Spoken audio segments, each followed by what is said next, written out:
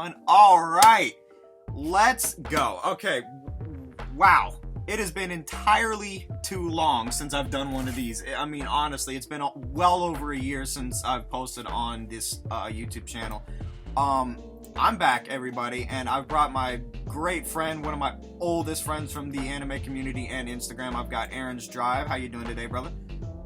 Hello, people. Doing good, doing great. Happy to be back again. Yeah, of course. I mean, when I first thought about returning, the one person that I definitely wanted was probably the one person that's been there since practically day one, since I first started my page on Instagram, Kerb's Anime Battles. And this was back in the day when I first went as Kerb Anime. Not a lot of people know that, but that was my first username back in the day, was Kerb Anime. And that was something different because it was just an alternate little side project that I had going on from my main account, which was just strictly Kerb. And a lot of people, they do ask me where Kerb, the name, comes from. So it's derived from Hell Kerbex, the Beyblade, and Kerbex is derived from Cerberus, the three-headed dog from Greek mythology. Not a lot of people know that, but anyone knows me knows that I am a fanatic for Beyblade. I absolutely love it.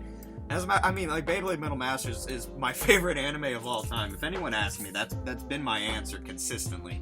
If I'm not mistaken, it might have been like the first one I watched on my own. And that was a really long time ago when I first started watching anime. And anime itself has really been something interesting. It's really brought a lot of us together like nothing else, and it's been rising in popularity, as of late. Can't you agree, Aaron? Absolutely. If you compare today, what are we in 2022 to 10 years ago, 2012, 10 years ago, SAO was wreaking havoc. And that was one of the precursors to making anime a mainstream, I guess, content source for the West. Yeah, it was one of the biggest ones when I was going through school. Everybody was talking about Sword Art Online. And I never really got into it back in the day. I never did. I never really cared much for it. And to this day, it's still not even that good. They're continuing it from what I'm seeing, and that's great if people are into it. But that was the big thing. It was Sword Art. It was Fairy Tail. If I had to take a guess though as to why it became anime itself became as big as it is because way back in I think it was 2013, a little anime by the name of Attack on Titan really just took the West by storm. Everybody was talking about that. Absolutely. The merchandise was off the chain. Everybody wanted to get that. Everybody had questions that were unanswered. That really gave a big spark to it, because a lot of people wouldn't even give it a chance. A lot of people were watching anime as kids and they didn't even know it. A lot of people grew up on, Bleach and Naruto, but didn't even know that was considered anime at the time. It's an entire different genre, and that's one of Japan's biggest media consumptions is anime. It's really something interesting. It's worldwide right now, even in America, even out there where Aaron is in good old Switzerland. It's massive. It truly has a special thing about it. Just brings people together like none other. It even inspired my battle page that's in the name is Kerb's Anime Battles, because I love anime and I love power scaling, and that's my primary focus.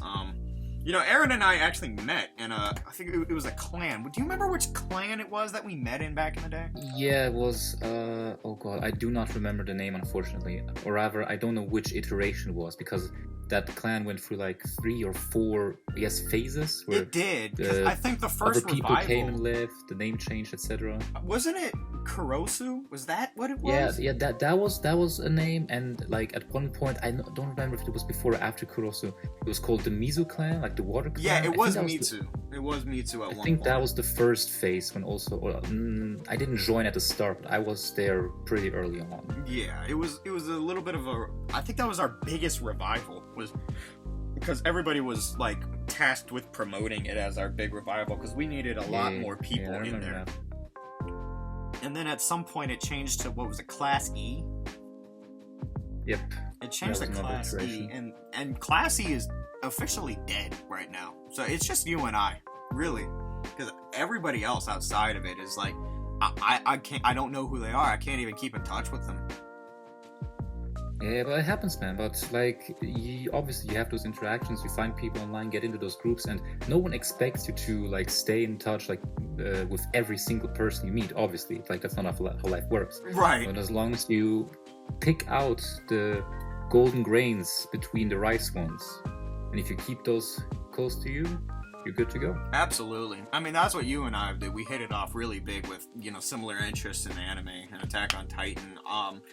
I definitely have been, I still love Attack on Titan, but I've been more trying to push a bit of a berserk agenda as of late because of, you know, the passing of the great author Kentaro Miura. That was really tragic what happened. And it was almost just a little over a year ago is when it happened, and honestly, it really. I think earlier this month, a year ago. It was. It was. I mean, I first heard about it through a Portuguese article. I know a little bit. I can't speak it. I can just barely read it, and I was skimming through it because it was news about him, and I was like, "There's no way this is real," but it was, and honestly, I mean, thoughts and prayers just go out to his family, honestly. Yes, absolutely. I mean, the work and the inspiration that he's done on many things have taken inspiration from it. I mean, if I'm not mistaken, I mean, he started writing it way back in, I believe, the 80s is when that started. I think so, yeah. It was probably the 80s because the first anime adaptation was in the 90s, and I've watched the entire 90s anime adaptation. That was great. I mean, it was something different. I mean, it's inspired some of my favorite things, like Dark Souls. It's heavy inspiration. All of FromSoft has heavy inspiration from his work. Even as far back as even Demon Souls. There's a tribute to the Dragon Slayer, the sword. It was called the Dragon Bone Smasher, I think is what it was. It was like the biggest sword, and it was definitely meant to make you feel like you were Guts. So honestly, rest in peace to him. Hopefully our GOAT Isayama isn't gonna kick the bucket anytime soon because he's still a young man. Don't say that. I know. He's on his break right now, well deserved. Absolutely. I mean, the dude really just gave it everything to the grind. I respect everything he's done, and I love Attack on Titan. And you know, a lot of people have been shitting on the ending, and I still can't really figure out why. I don't think it was bad. I don't know. What do you think? I think it's not because it was bad, but because it just didn't match most people's expectations, or they were hoping the ending would be made up of. Right. So I guess because they didn't get what they wanted, and that's always the thing with endings, especially with long stories, where the last few acts just kind of has an effect on people's overall opinion on the series. It was the same back when Naruto ended, when the last arc or so was happening with Kaguya, etc. Like how the stuff with Madara wrapped up, and a lot of people were not happy with that, and that just left a different taste in people's mouth for the entirety of the show. Because obviously endings matter. Endings are very important to stories because it's where you gotta wrap up everything up, the characters, the plot, etc. But you always gotta distinguish that the ending does not make the story makes the ending. Yes, absolutely. I agree. And I mean, like, I think everyone's gonna calm down at some point, because like you said with Naruto, completely true, but everyone still loves it nowadays. Everyone still loves it a lot.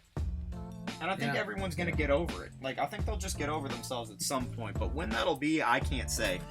Like, I understand, Attack on Titan, if I'm not mistaken, that has been around since 2009. And I was reading it in 2011. I first picked it up when they were doing a culture fair, and they had a Japanese little booth that was set up, and they had a whole bunch of like the hottest manga going on. And I had some cash on me, and I thought that was the coolest looking one, so I bought it. I mean, I was reading it. I was quite young, you know, back in 2011. So I mean, it was definitely quite scary to me, but it was awesome. And I've kept up with it as much as I could ever since that point. You know, like with monthly chapters and all that.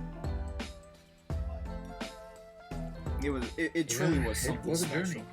It truly was. Anywho, so now that we're posting this back onto the page, I mean, I definitely gotta, you know, own up to it. I have not posted in well over a year, and I truly am sorry. I mean, I'm not gonna, you know, cover my own ass here. I was definitely, you know, I definitely feel like there were times I could have made something. You know, I had a couple ideas floating around, you know.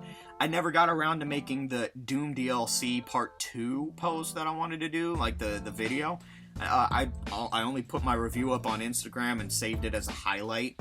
I was meaning to do that, and I can't tell you why I didn't. You know, I had every opportunity to, and as soon as I felt like I might have had the inspiration, I started doing college, and you know, doing that and working full time. I mean, that's enough to everyone can agree, and who's done that can agree that it's a terrible mix. You know, it's horrible.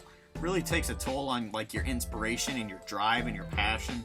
And you know, if you want to succeed, it's what you have to do. You have to focus as your primary thing, and that's what I was doing from about from the end of August.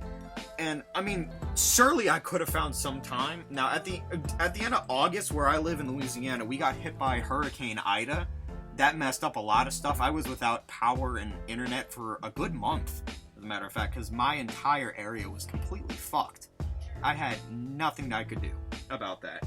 And then by the time that semester ended, I had, you know, maybe a good 3 or 4 weeks before the second one started up, which was the spring semester. And that was probably my worst one yet, because I had to do a lot of makeup classes since Hurricane Ida messed up a lot of my classes. I had to drop a lot of them because they weren't doing anything. They couldn't. I mean, a lot of teachers were misplaced. Their homes were gone.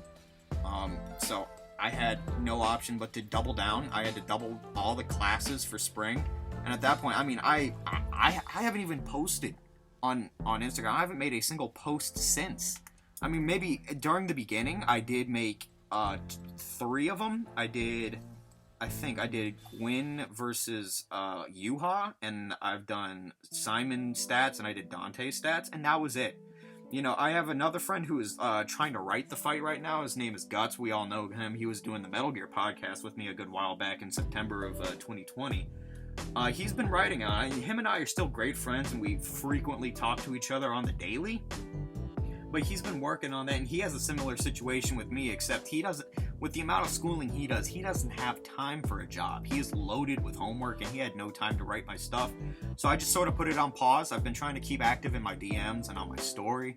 That's about what it's been for me, is DMs and stories. I haven't been able to post anything. I even disabled, I think I just straight deleted my main page. I think I've just deleted it because I have no use for it. I don't do anything on it. I wasn't talking to anybody. I didn't post anything on that. Kerb's Anime Battles started as my passion project, and now it's just become essentially my only form of social media. That's it. I don't have a main anymore. So Kerb's Anime Battles, I mean, it's really symbolic of like all the friends that I've made on it, like along the way. You know, everybody that I've met on there, I keep Kerb's Anime Battles alive just so I can frequently talk to you guys, you know, make sure everybody knows I'm still here, I'm still a scaler. I've been thinking many, many things for the page. Many things. I needed the right time and to find my motivation again, you know, to get everything and all my ducks in a row. That's pretty much been my story. I mean, like, the YouTube channel was like a side project. Kerb's Anime Battles started as a side project.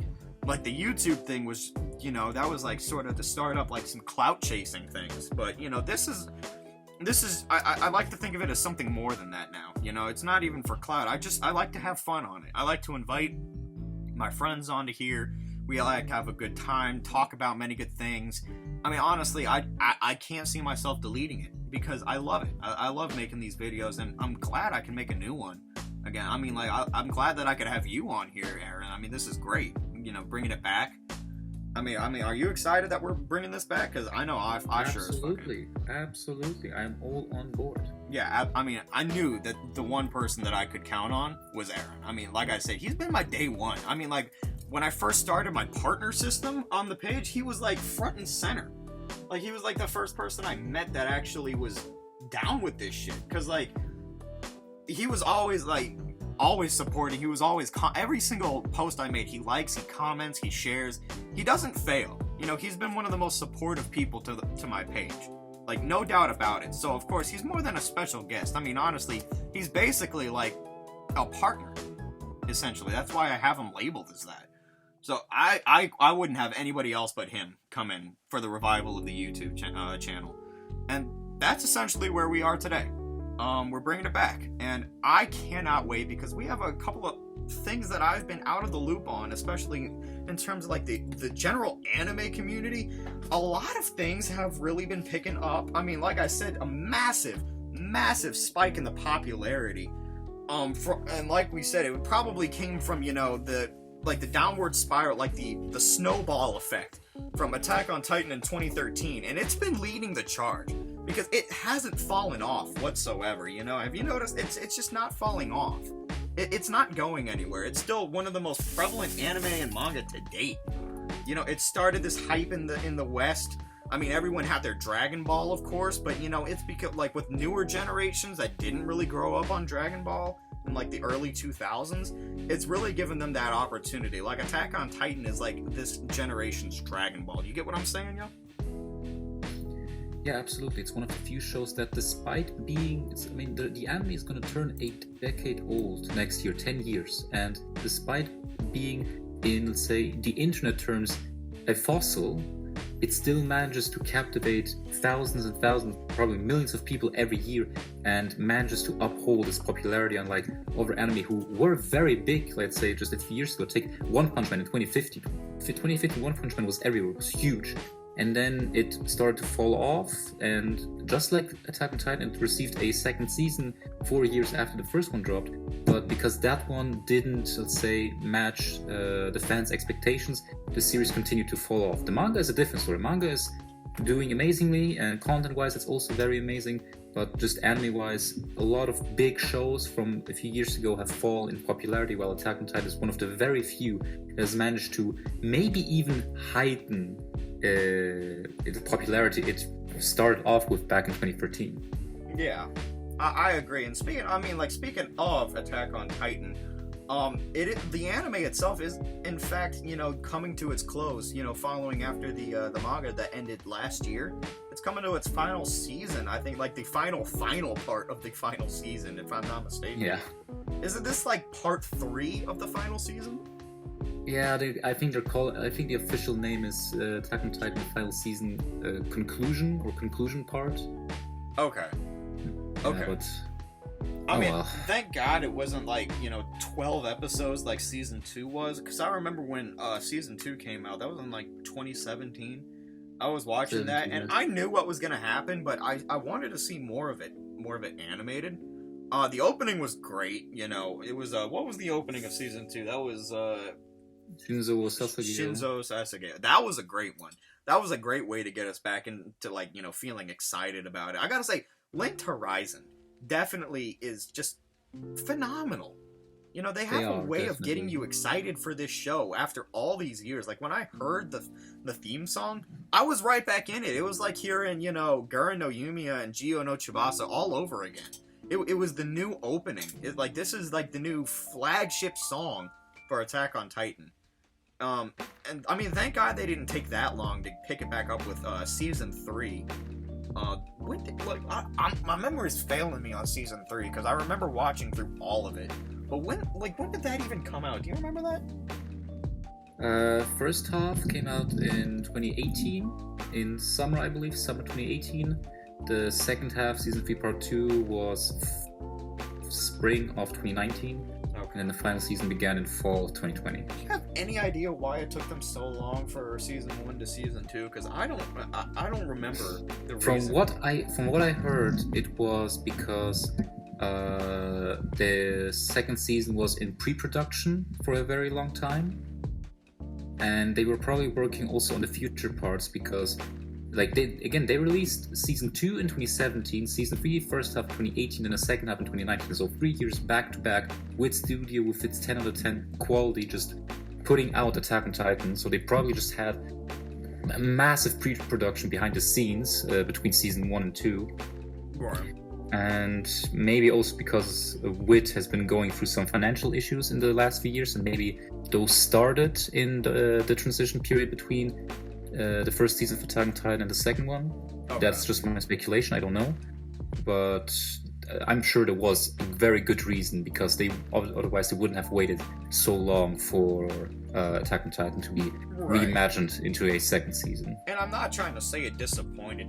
Like I said, I was thoroughly just excited for it to be back. Now, I just wish there was more than 12 episodes, but that's in the past, and it's finally coming to an end.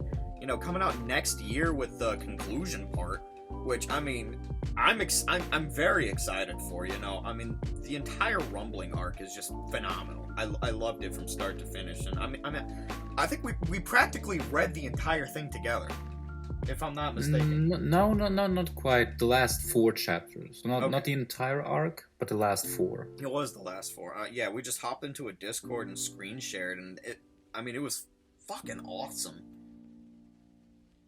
Just the ending. I'm not to repeat myself, but the ending was still great. I didn't know what to expect. That was the magic of it, because when going into these final parts, nobody really knew what to expect.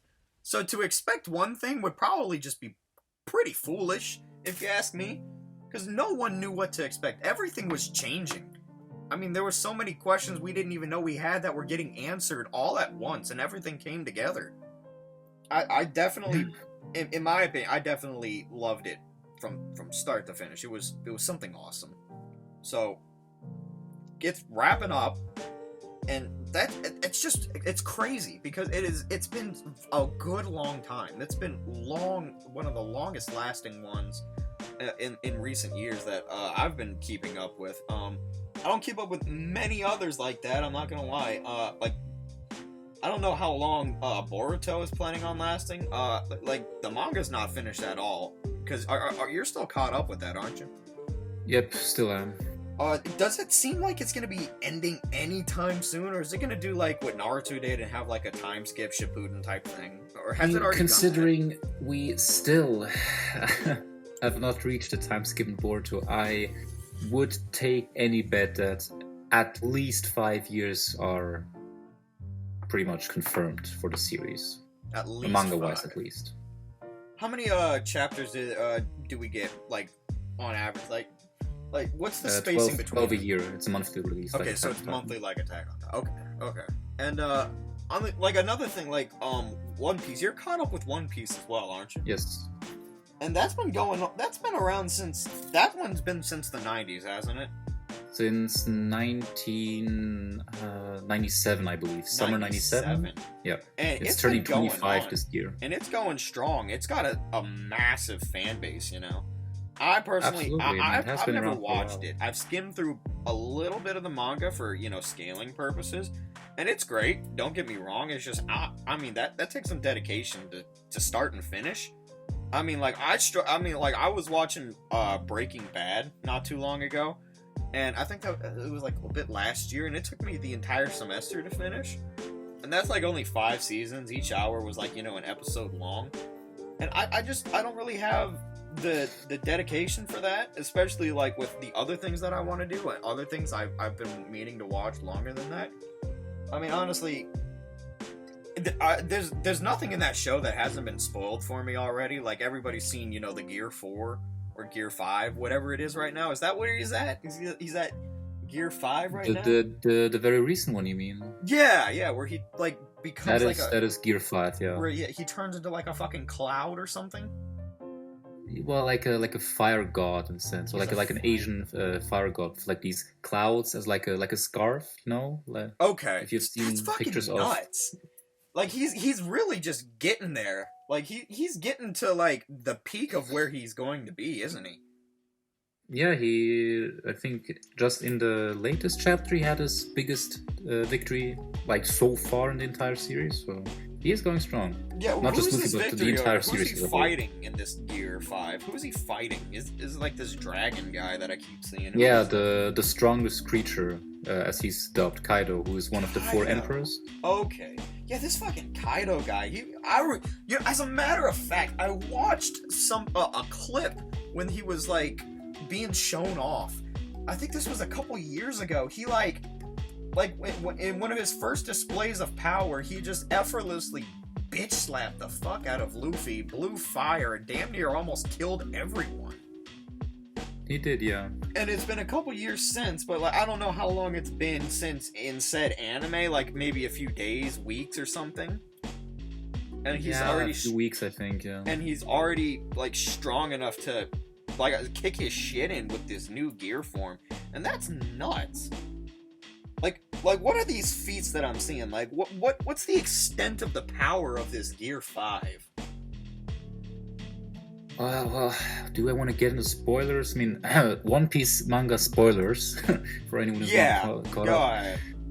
Luffy, not effortlessly, but he smashed Kaido in his dragon form, which is gigantic, through the sky. Like they were up in the sky. He smashed him down to the ground, into the ground, with such a force that Kaido in his dragon form kept, like in like a cartoon fashion, kept like crashing through the ground until he reached like a magma chamber of a nearby volcano. What the fuck? Yeah, I mean, One Piece has always been very out of the world with, the like fights. Very over the top. Yeah, but that must have been a pretty hard punch, yeah. Yeah, very wacky sort of powers and fights that you can find within One Piece. I mean, it's truly deserved its title as like one of the big three. It truly has, because it stood the test of time. It's got some of the craziest powers that I've seen.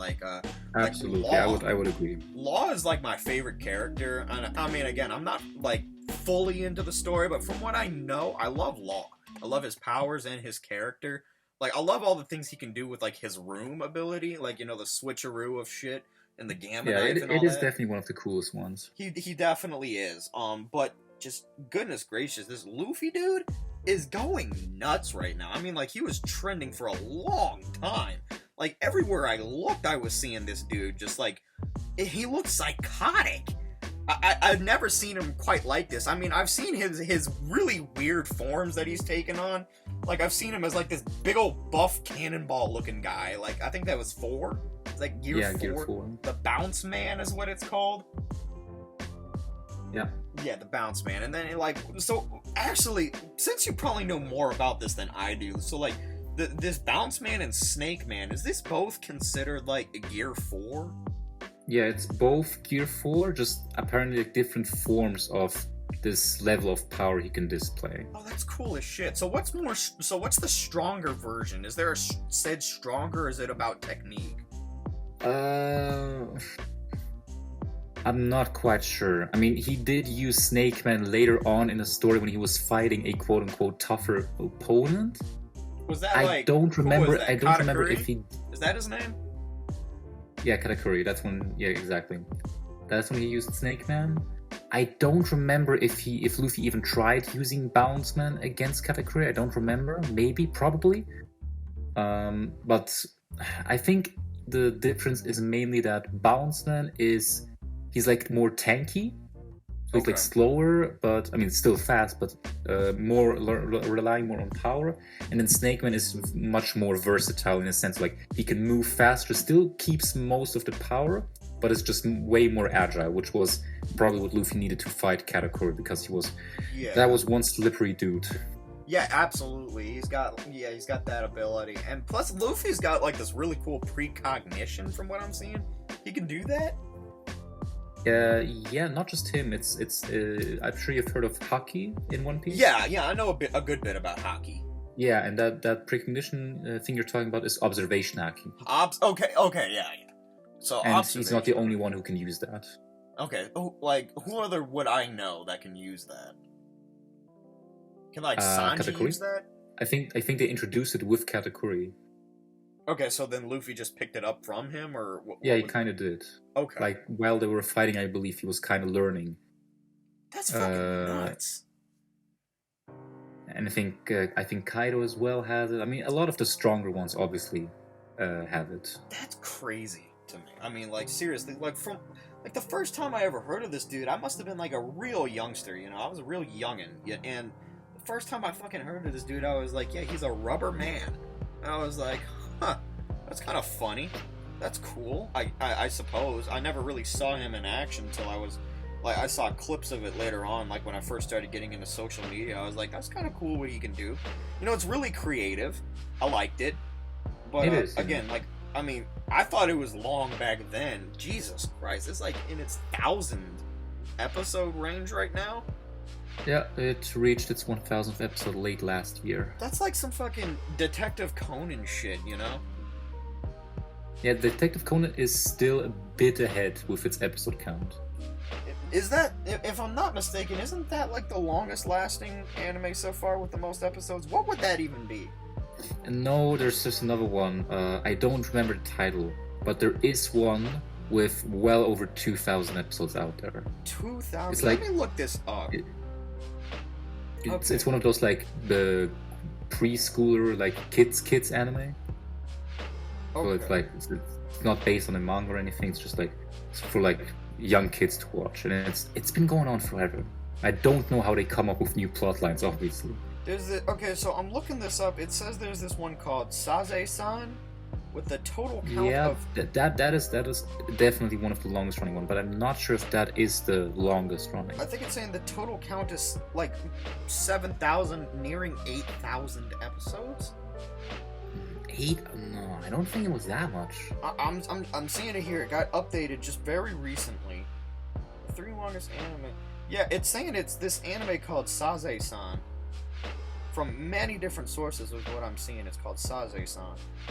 Then it was that one. I must have been thinking of something else. But again, I wasn't quite sure which one it was, but definitely not One Piece or Detective Conan. Yeah, it's Detective. I mean, hell, I think the Yu-Gi-Oh franchise has more episodes than Detective Conan or One Piece. Yeah, I think Yu-Gi-Oh does.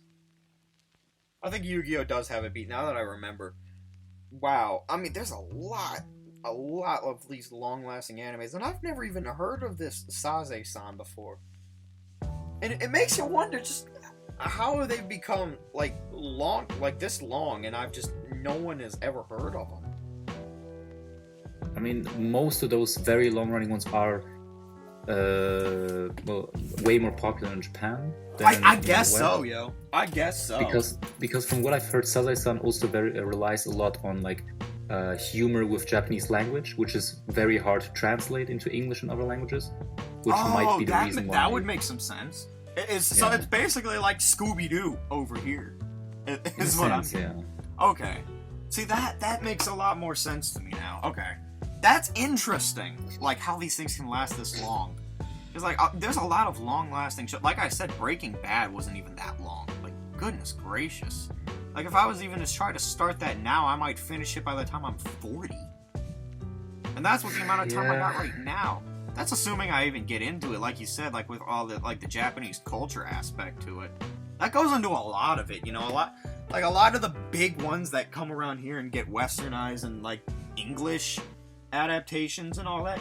I mean, it's just a more universal type of story, you know, like Berserk. Exactly, some and more like basic stuff. Yeah. You got your seinens that'll come around here that like sometimes we can pick up on, like Monster. You ever heard of Monster? Yeah. It's got like a lot of multicultural thing. I just started watching it not too long ago. I need to get back into watching it because it's really good, but there's a lot of like multicultural things going on in there. Like, the main character is Japanese but spends a lot of time in Germany, and you go from there in the Czech Republic, and you know, a lot of Western audiences wouldn't understand that because a lot of people in America don't necessarily leave the country. You know, it's not something that we typically do. I mean, we would love to. I would love to leave and go explore and travel. Me personally, I like to go see these things, but again, like as I'm watching Monster, I'm just sort of learning and acting like I know what the fuck they're talking about. You know, it's just, you know, not to be that guy, but I'm sort of pretending to know what I'm talking about when I'm watching this shit. Like, oh yeah, that's what they do. Yeah, that's what they do. I mean, yeah, sure. So also, I mean, obviously, nobody knows everything. That's true. Right. I also watch, sometimes when I watch shows, and it doesn't necessarily have to be anime or manga. Even when I watch like some show on Netflix that was produced like in the US, I like pick up new stuff of like the culture, etc. It's a show that is universal to content nowadays. Yeah, yes. Well, spoiler alert, culture over here is pretty dog shit, you know. you know, not the friendly fire, but you know, everything's pretty much going to shit over here. That's about all you need to know. You know, not to get political, but like I'm not happy right now. I'm not. I mean, it could be way worse. World War III could have happened. Am I right? Yeah, true. Yeah, that's something that could have happened. Anywho, so that's a lot of the stuff that I've been out of the loop on as far as like general anime goes, because like I've been really slow when trying to catch up on these anime. Like the first one I started watching when I was starting to get back into watching anime when the semester ended. Like I said, it was I think it was Monster. I've been trying to watch that as often as possible, and it's really cool. It really is cool. Like this Johann Liebert fellow is the reason why I started watching it, because a lot of people said he was a really cool villain. And he really is. Like, he's really scary. It's a really good anime. Like, have you seen this show? I haven't, not yet. But if I remember correctly, it's by the same guy who wrote Billy Bat, if you heard of that one, or Pluto. No, I can't say I've heard of him. I think this might be this dude's, like, best thing that he's made. Yeah, it is definitely his most successful work, Monster. Yeah, I mean, this shit is off the fucking chain, dude. I mean, seriously, I underestimated this. I gotta stop doing that, honestly. Like, this is great. Anywho, so here's a good highlight topic that we've been looking forward to, actually. Aaron and I have been tossing this idea around for a good while. Like, even during the beginning of, like, me starting the YouTube channel. We've been tossing this idea around, and just recently I put out on my story for everybody to name some of their favorite waifus. So, we're gonna bring this into light now. We're gonna do our own little Kerb's Anime Battles waifu tier list with two of the biggest anime fans that we know. Okay, so I've compiled a pretty good list. A lot of people sent in some pretty good suggestions right here, so we're finally gonna touch up on it. I'm gonna go ahead. I'm gonna when I'm editing this video, I'm gonna go ahead and set that up. I'm gonna have the tier list thing, and I'm gonna have that. But we've definitely. So we're gonna. Here's what I'm thinking that we're gonna do. We're gonna have it on a scale of 1 to 10. I'm gonna split every letter grade in between, like, let's say 2 points. We can do decimals, and that'll determine like who's further into S or who's lower into B. But yeah, on a scale of 1 to 10 is what I'm thinking that we should rate this on, and then I'll split that up depending on A, B, C, D, or E. No, probably S. We're gonna have S tier, okay? Because there's gotta be S tier for shit like this. Absolutely. So you got S, A, B, C, and then you got your D tier, okay? So that's how I feel like we're gonna do this shit. So there's some of them on here that I have barely heard of, and I don't know if you've heard of any of these. So we might have to look some of these up while we're doing this, because I'll be honest. What we could do is, if neither of us have heard of some of the entries, we can just make like another section called like don't know or can't judge section, just like not waste time on characters we know nothing about. Okay. Yeah. You know, that sounds good to me. And that way it's also fair to the people who submitted it, because if we just quickly look something up and judge the character just based on like something we looked up for 2 minutes, it wouldn't be fair, I think. Yeah, if we can't really base this on rating looks them at all is the fairest thing to do. Yeah, because looks isn't what makes the waifu, you know? It's the factor. Exactly. They gotta have that factor, okay? So, I have my own submission that we're gonna start with. We're gonna start off the bat with Peko Pekoyama from Danganronpa. She's the ultimate swordswoman. For me, that is my 10. I gotta say, Peko is fucking awesome. Do you know anything about Peko? I don't. I have yet to get into Danganronpa, so it's your stage, man. Okay, yeah, Peko has got to be my favorite. She was, I mean, not to spoil it, I mean, it's an older game. I think it's like 2012. But, you know, Peko was like the second person to get executed in a way, because I think this is like where you started to get in, like when they were doing the shit with how you got into Black Clover on those community boards. They were doing some roleplay type of shit, and they had Danganronpa in it, so I know you've heard of it before, but I don't know if you've gotten into it like that. But just a bit. I know the basic plot and what it's about. Right. But again, I haven't. Yeah, she was the second person to get murked, actually, by Monokuma. She was like the second person to get caught.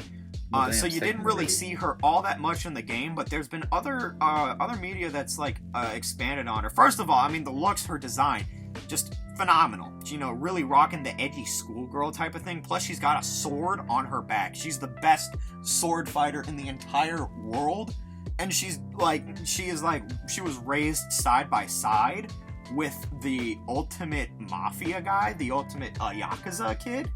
and they were practically raised as brother and sister, but they aren't biologically together whatsoever, like at all. So they definitely, that's like one of the biggest long-lasting ships is them together. I don't know if it was confirmed or not, you know, my memory's failing me, but like that's been my GOAT, really. Like, no questions asked. So that's my 10. I'm gonna go ahead and put her right there.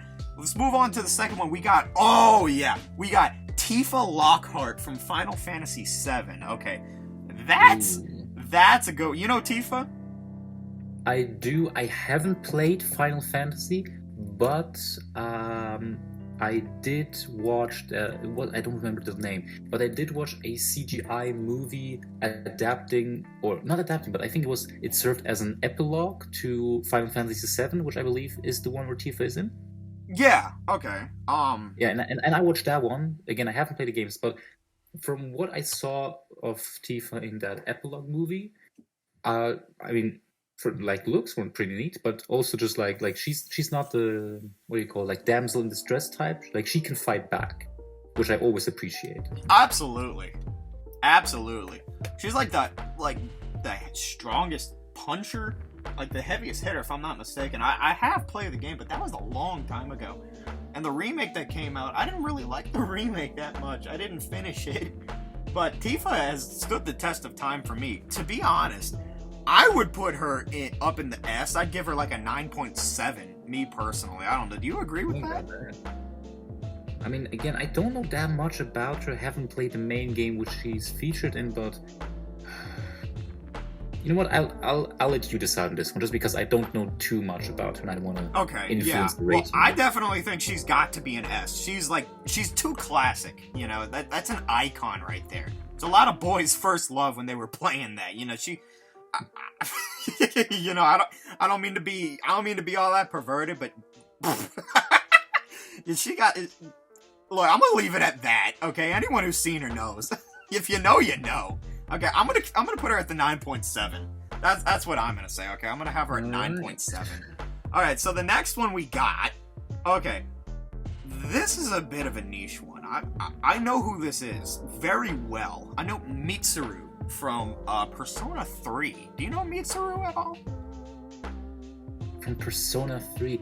Their name doesn't ring a bell. And Persona 3? No, I always hear about Persona 4 and especially 5, but Persona 3, I have no idea about. Okay, maybe you've seen her. She's the red-haired one with the rapier. She's like really big into dealing ice damage in that game.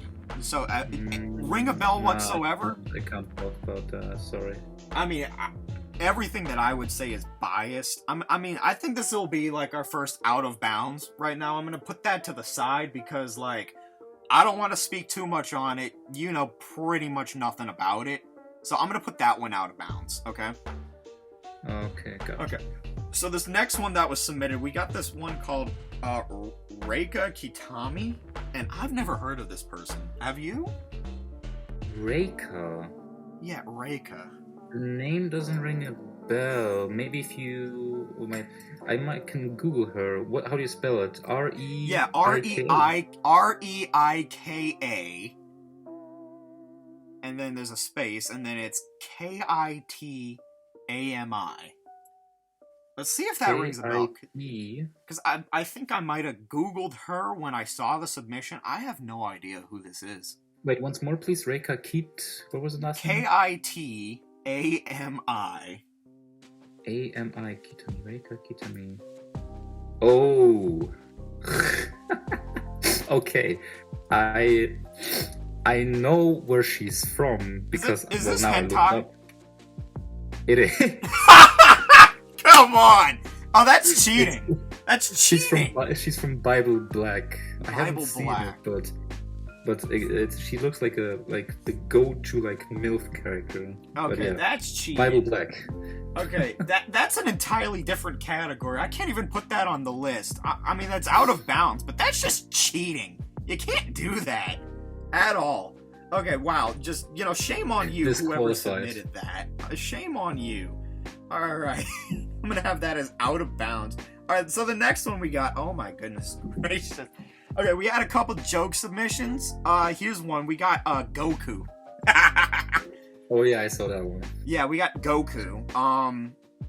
Goodness gracious. Do we even humor this? I mean, I don't know, like, go. I mean, if you're into spanking, the man can make you happy. I can tell you that. Yeah, I tell you that much. I mean, like, you know, if you're into men, he can go Super Saiyan and, you know, give you a hell of a good time, I suppose. But absolutely. What if he does it inside you? Or you're gonna go like Super Saiyan? Like that's gonna be like an energy surge in your body. That's gonna like that's gotta be addictive, right? It's gotta be something that I don't know. I'm partially just leaning towards not humoring this one because this is just bizarre. I mean, right, this dude really must think he's funny. With him. What'd you say on that? Yeah, out of bounds. Out of bounds. Okay. Yeah. Who wins, Goku or a waifu tier list? Yeah. I mean, you can't really beat Goku. Japan has spoken. They voted him as #1 for some reason. Actually, wasn't it the one that they voted was Saitama as the strongest character? I actually don't know. I don't know. They keep changing it, and it's stupid every time. It's stupid. Okay. Alright. So let's go to this next submission we got. Oh, okay. We got Power from Chainsaw Man. Okay. I've seen her. I know what she looks like. But I know nothing about her character-wise. Right. Because I wanted to wait for the anime to get into Chainsaw Man. That's fair. I remember I haven't been keeping up with it. I don't think it's ended, but I stopped like a good year and a half ago. But I do know a good bit about Miss Power, and I'd put her up in like a really good A tier. You know, I'd give her that. Okay. I would give her that. I don't know, because, like, she's definitely some S-tier quality. I don't know. I'd put her at, like, strictly 8, so she does meet the criteria, I suppose. And sure, like, A she goes. Yeah, I think I'd give her that much. Yeah, let's give her that. She's very high A tier. She's really good. She's really good, honestly. It's no surprise that a lot of people liked her a lot. So this next entry I trust your judgment. Yeah, next judgment. Okay, next one we got is Victoria from, I think this is Hellsing? Victoria. Is that the blonde one? I think that is. Like with the yellow outfit, if I'm not mistaken. The police officer. Yes, yes. Okay, that's a good one. Yeah, it is her. Sarah's Victoria is her name. Okay. I have not watched Hellsing yet. I do know who she is just because I've like seen clips and stuff. Yeah, I'm gonna give her an 8.5. I'd give her that much, because, like, strictly because she's hot. Really just bad. I mean, that uniform do be tight. It does. It doesn't lie. You know, the hips just don't lie. You know, good on you, Shakira. I don't know. I'd give her the 8.5, just me. If you might, you could agree to that, just how she looks alone. Yeah, and again, I know that she can also fight back again. When she fights, she goes down. Oh, so yeah. I always appreciate in anime and manga when not just the guys, but the girls can also just like throw hands and beat the shit out of someone. Absolutely. I always love seeing that. Just hands for all. Like, nothing one-sided. That's what I like. You know, zero discrimination. I love that. Alright, yeah, I'm gonna place her at the 8.5. I'm gonna give her that much. Okay, so now we got Casca from Berserk. Okay. The reins are all yours, man. Yeah, I gotta be honest. She's my favorite character in Berserk, but that's not really a waifu, you know? Like, if you're solely into tomboys, maybe, but like, yeah, I guess. Fuck, you know, I don't want to do her dirty, but like, as far as waifu goes, she's a little bit, you know, annoying as that, and not in like the romantic appeal kind of way. It's just she's more inspiring as a character, like everything she's gone through. So I don't want to do her dirty, but like at the same time, I gotta give her like a 6. I'm gonna give her that. Because she's great as a character, and that's solely just as a character. But like again, like you gotta really be into tomboys for that to be it, you know. And that's a very niche medium type of waifu right there. Is a tomboy waifu, you know. So there's that. All right, okay. Here's the next one. We got Fubuki from One Punch Man, right? Yeah, we got Fubuki. Okay, that's a 10. That's a 10. I got 10. I gotta go. No with hesitation. That. I gotta go with that. I don't know. I mean, the curves are there. I agree. Yeah. And are you reading the One Punch Man manga? I was. I'm not all the way there, but I have. I have. Okay. Well, I am. Side tangent has been getting really spicy as of very lately because Saitama and Garo are finally facing off, and we've been waiting for that. Yeah, I've been seeing that. But getting back to Fubuki, she had, I mean, obviously, again, she got them curves, but as a character in the like, I think last year and a half in the manga, she's been having her moments, like just really character growth, and because she's always had this conflict with her sister Tatsumaki about this like complex about her being right, the older and more powerful sister, and Fubuki being the younger, less powerful hellish blizzard. Exactly, and how she always had to cope with being the less powerful one, but how she starts to accept that just because you're weaker than someone you're close to doesn't mean that you can't, I guess, be strong in your own right. Is a bit complicated to explain, but this is the kind of the I get what you mean, though. I do. I get what you mean. I mean, she's on a path of self-acceptance. That's what I meant. Right. Okay. And I always like those story plots, like this journey of self-acceptance is always a very interesting one for characters, in my opinion. So that, in addition to just appearance, I don't know. We're doing decimals, right? So, yeah. Give it a go, yo. Strong 7.5, 7.75 maybe. 7. Okay, we can meet in the middle there. Okay.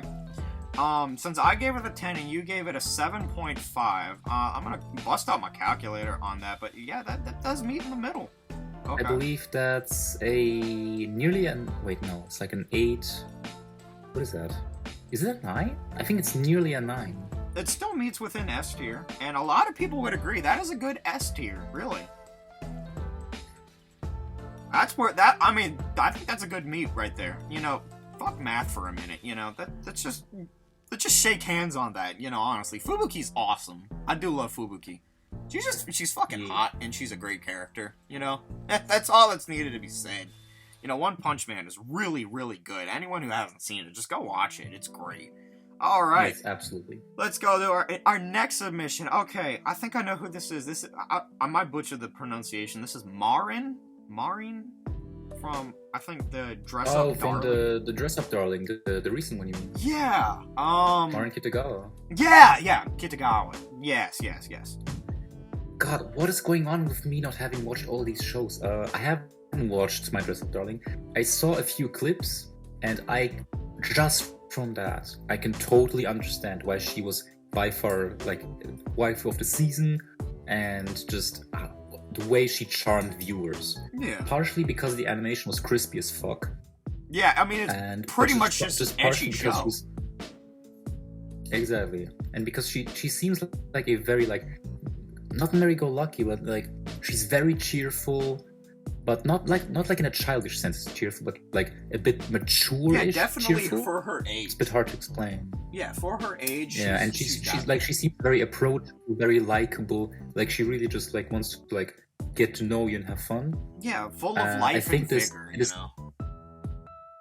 Yeah, I think this amiability of hers is what enchants a lot of people.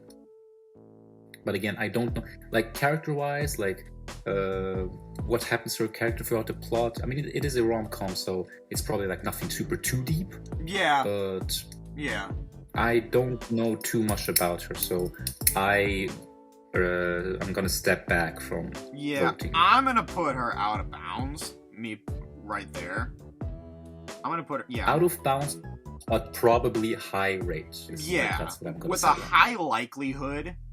Yeah, I'm gonna go ahead and add that because honestly, I don't mean to disrespect her. I mean, the person who submitted her, I think I know who it is. I mean, his taste doesn't lie, so I'm gonna give him the benefit of the doubt, but I don't know anything about her. I mean, yeah, she's real hot, I give her that, but that's all I can say. True. You know, just, you gotta love the smile. She's got a good one. You know, I like that. Okay. So I'm gonna have her as that. Next one we have Mirko. Isn't that from My Hero Academia? Yeah, the bunny girl. Okay, yeah, the bunny. Okay, so Mirko. What is it? Number 3 hero in Japan, I think. I think so. I think it was the first. No, 4th or 5th. Either 4th or 5th. Like she's up there. She's something strong, and you're caught up on that. So I where I watched it in the anime, I don't even think I saw her. I'm not gonna lie. I don't even think I saw her. Debuted at the end of episode, like near the end of season 4 is when she was introduced. Right. Well, fuck me then, because I gave up in the middle of episode 4. Because, yeah, I stopped watching it after Deku went 100%. So that's where I stopped. Yeah, that was like the second half of that season was when she was introduced. Yeah. That's when, like, who was the bad guy? Wasn't his name Gentleman or some shit? Overhaul in the first half of season 4. That's when Deku went nuts. Yeah. And then in the second half, that was Gentle. His name is Gentle. Oh, okay. Okay, well, I can't say nothing about Mirko. I really can't. I mean, she isn't like a main character. Like even side character wise, she's not that high up. Again, she was introduced very late into. I mean, not very late, but like she was introduced late into the story, and never played a huge role. She did have a few very good moments, which I, as someone who, again, girls can throw hands, appreciates a lot. Yes. And she threw down hard. Like, season 6 is the one that's coming up this fall, and that's where all of those throwing hands moments were like happened, and I'm looking forward to that very much. Okay. And yeah, character-wise, character development, she had none. Because again, she's not relevant to the story in that sense. She's just really there to represent one of the top heroes to oppose the villainous organizations who serve as the antagonists in the story. Okay. All right, I can get behind that. What do you give the number on that?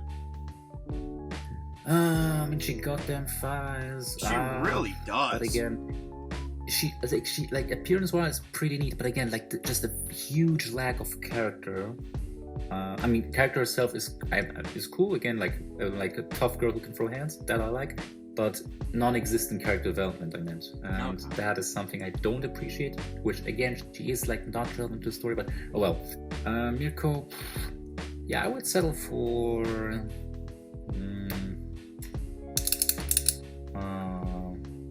I think another 7.5, yeah. Alright, 7.5. I can get behind that. Just from what I know, I can get behind that. Alright, let's go on to the next one. Okay, oh shit, here's another one. Jesus Christ. Okay, we got Yoruichi from Bleach. That's like the electric cat girl, isn't it? Oh yeah, right. I was sitting here thinking, who's Yoruichi again? Well, I'm the one watching Bleach right now. Yeah, that's like the electric cat girl. Yeah, the tanned one. Yeah, honestly, whoever submitted this, go to horny jail. Like, Jesus Christ.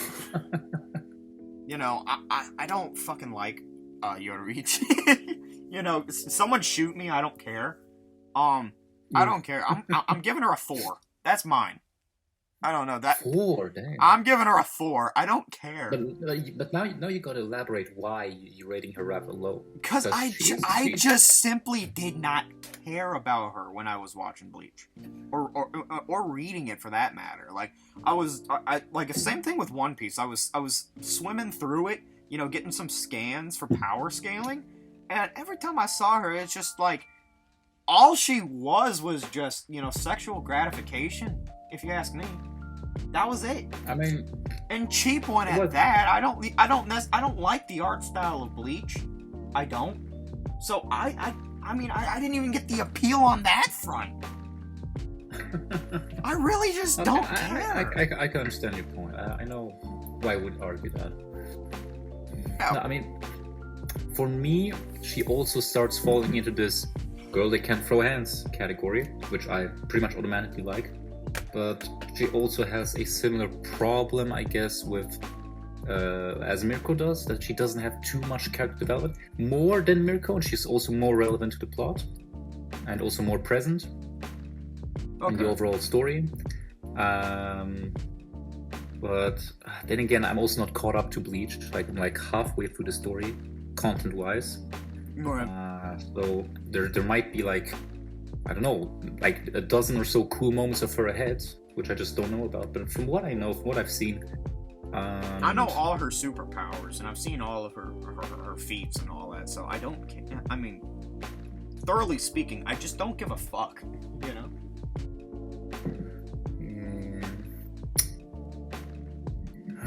Well, I mean, again, she's not too relevant, but like she's there. She has her stuff. I like a 6.5, I think. 6.5. All right, so that meets at a 5 for both of us. That's fair. Meets at like a 5.3. I'm gonna just leave it at that. You know. Okay. Let's just leave it at that, because I have nothing else to say, really. I don't know if you do, but I personally don't. So let's just leave it at that. So we got the next submission. Let's move on. Next submission is this is wait. Oh shit, Bia. That's from Pokemon, isn't it? The Sword and Shield? Wait, who again? Bia. Is like BEA? Isn't that Bia? VEA. B. Oh god, I have no idea. It's BEA. Oh, BEA. Oh, Bea? Oh, yeah. That's like the town, like the sports. This is not the sports gym. Too. The fighting type gym. Yeah, she's like the light skinned chick from fucking Pokemon, isn't she? Before I say anything, how fucking old is she?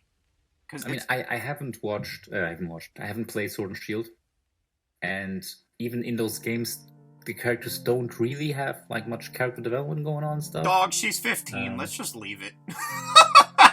Okay. Yeah, she's 15.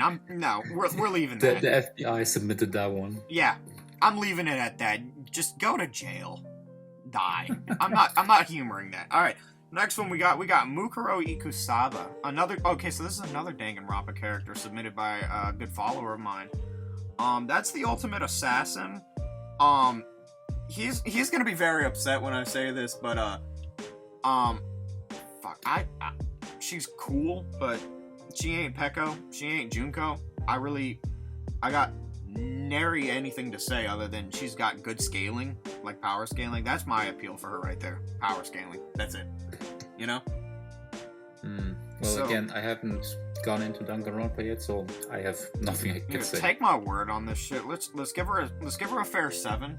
Because she's cool, definitely. Let's give her that much. From what I know about her, I mean, honestly, if I gave her anything lower and she existed, she'd probably kill me. So I mean, just strictly out of fear. I'm gonna leave it at that. Next submission, we got Amelia Watson. Oh my god, that's the VTuber. You know Amelia? Oh my god, wait, you got VTubers now? Yeah, we got a VTuber on the list. Okay. Oh, do you really want to? Because you gotta watch your mouth now. Because if you say something wrong, the whole community is going to be on our ass. Yeah. Thankfully, I do like Amelia. I do really like Amelia. She's great. I'm not going to disclose much because, like you said, I have nothing negative against her. I really don't.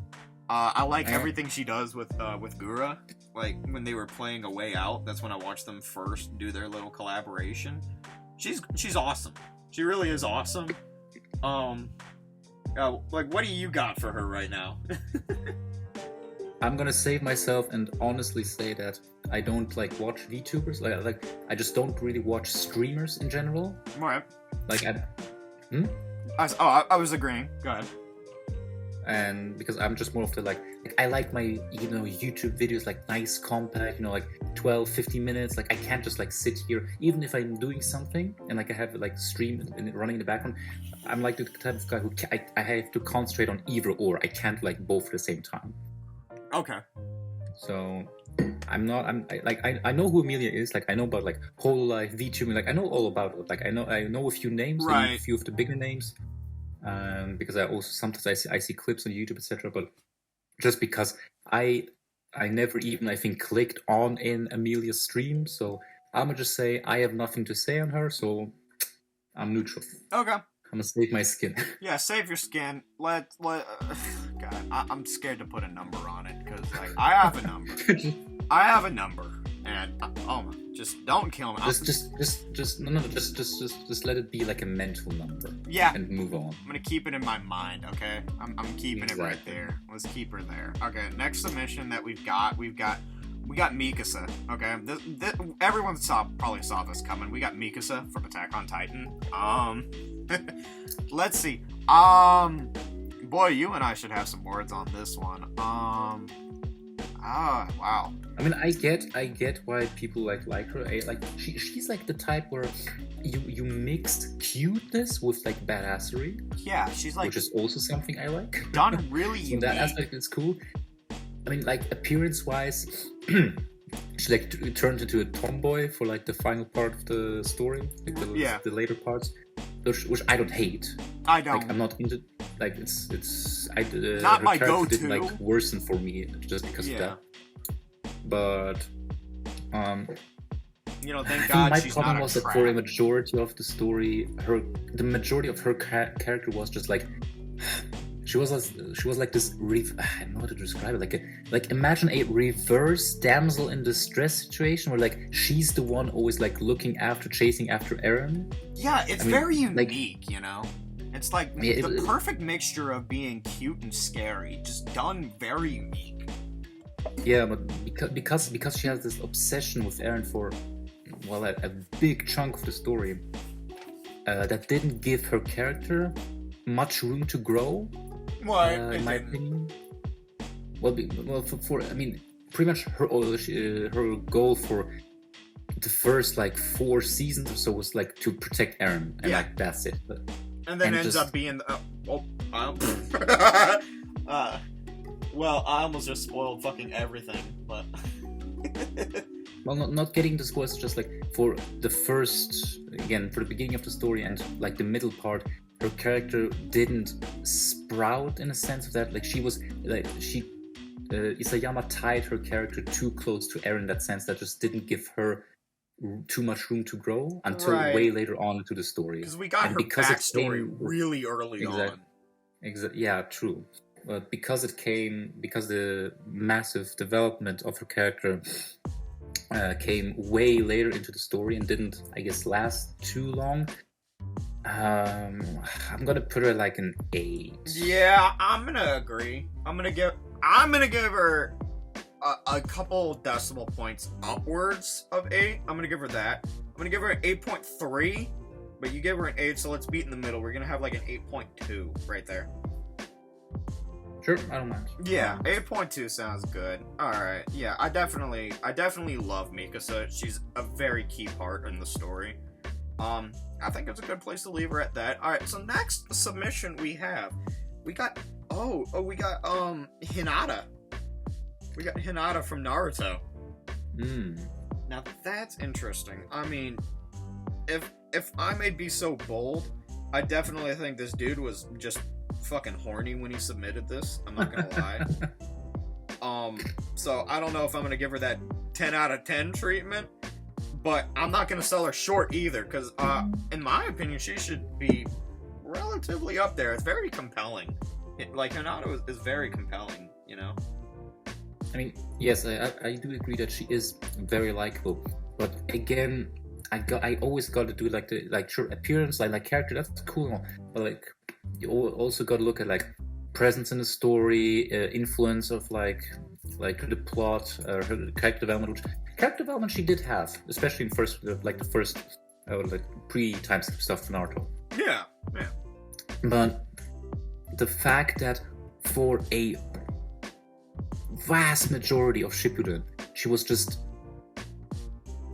I guess, just not present even. Yeah. Like she had, because you had the time skip, and then she didn't show up until the end of the Gaara rescue arc, I believe. That's like only after that was she reintroduced into the story for the sake of it, like to remind people that yes, these characters are actually alive.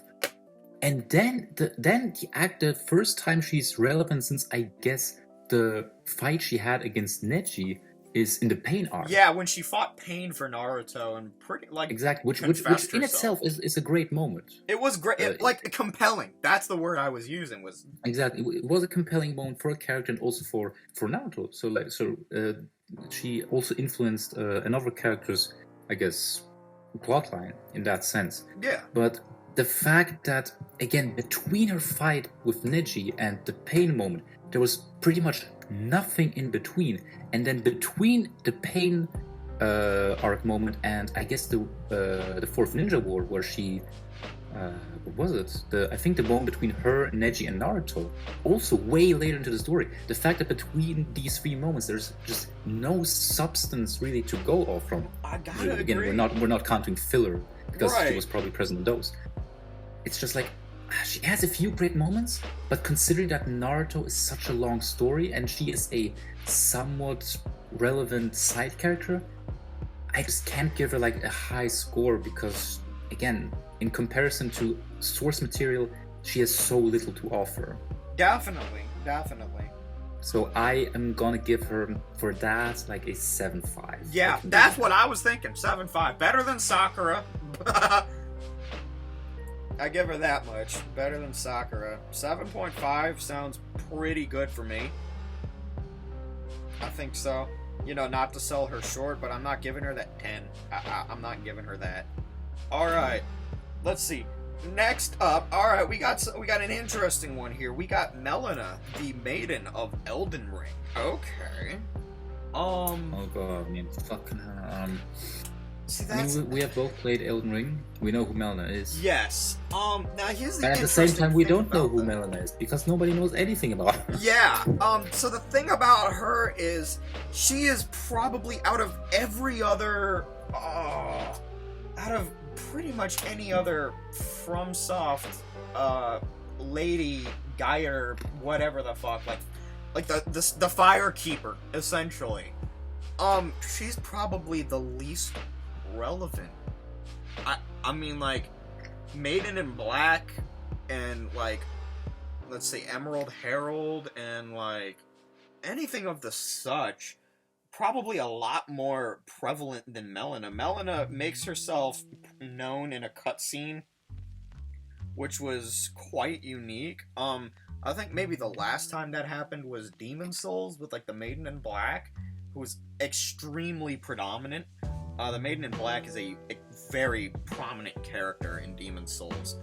The bitch off of Sekiro, I forgot what her name was, but like she's like the Gentle Blade. I remember that was her title. She didn't do much. You needed her, I think, to upgrade your healing gourd. So she did have a lot more use in that, and she was in fact a optional one of the boss fights, depending on what route you take for your ending. But Melina, she shows up maybe like twice to you, and then like shows up as I give her like 3 times. She shows up like 3 times. First to give you torrent, second to say, yeah, you're good. Third when you reach the capital. And then she becomes like a summonable fighter, you know, like for Morgott. And if you so choose, that's it. If you so want that to happen, that's it. Depending on what ending you choose. Like if you choose like the Lord of Frenzied Flame ending, she becomes your enemy. And then she fucking hates you. That's it. It's so... Yeah, it's true that she has the same problem where with other girls we mentioned before, where she doesn't have much substance to her. But in her case is a bit different or more special in my opinion, because the fact that we know pretty much nothing about who she is, who she was, why she helps you, what her motives are, etc., what the mark on her eye is, all of that we don't know, and the charm of that ties into the charm of Elden Ring itself, that like if you really want to get into the story, you really gotta search for stuff. Like, yes, Elden Ring is the game where the lore isn't shoved into your face. Like, if you want to know stuff, you gotta find that out. Yeah, you gotta look for it. And that correlates again from Melina's character, and the fact that we know pretty much nothing about it correlates to that fact that Elden Ring's story is based on such a manner.